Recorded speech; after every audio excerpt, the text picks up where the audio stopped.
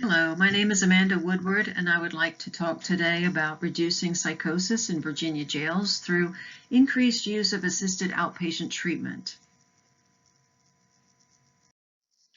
The beginning of discrimination with regards to the federal government began with Medicare initiation in the 1960s. Medicare eliminated the financing or the support of the mentally ill by not funding inpatient psychiatric care to a majority of these individuals. So they would fund all medical care except for psychiatric care, which the states then had to pay for. Mental health budgets also these days are currently chipped away and reduced during economic downturns. So discrimination has been evident in our political scene as well as in the actions of people on a day-to-day.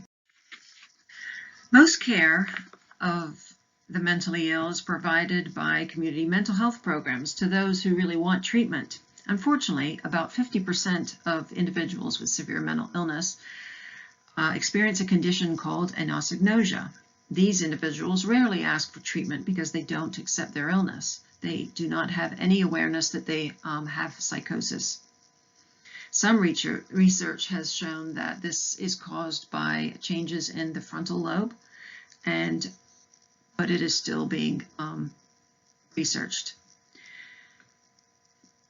People with anosognosia often experience delusions and hallucinations. They are hospitalized against their will, they're released, and they stop all medications. Once unmedicated, they are at risk of increased vulnerability, increased incarceration, and death.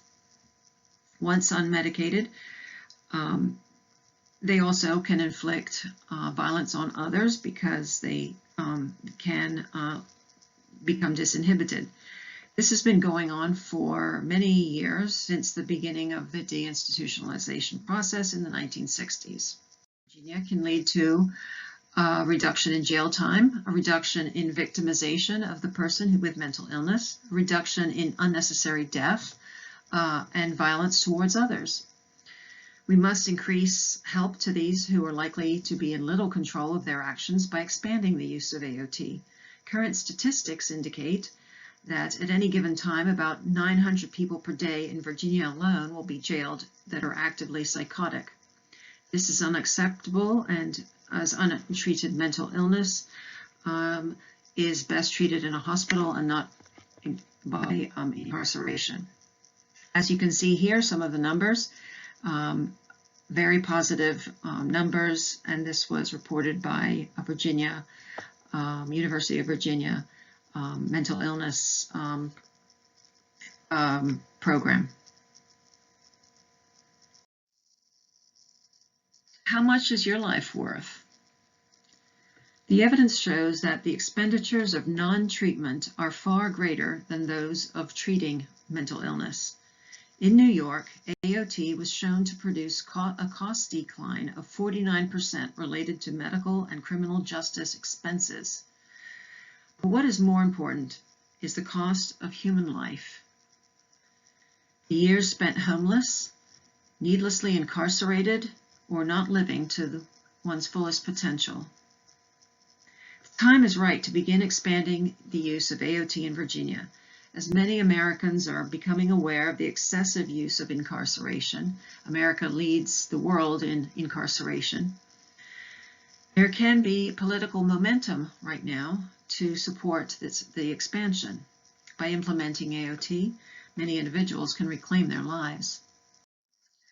Additionally, decision makers who can work for the expansion of the AOT program are judges, leadership in community mental health centers, and local elected leaders. Psychiatrists can also help with their support in this matter. These individuals have the authority to change the course of hundreds of lives in Virginia. Beginning with law enforcement, local police and sheriff's deputies should be trained in crisis intervention techniques. They should also be assisted by mental health experts at the scene of the disturbance to determine the existence of serious mental illness. An alternative to incarceration should be sought. If incarcerated, an individual should have access to a mental health court to determine the most suitable disposition. If an individual has been incarcerated several times and continues to refuse medication to stabilize, AOT should be considered, especially if the individual has committed a crime that has resulted in harm to another person. With consistent use, AOT can result in lower incarceration costs to the state.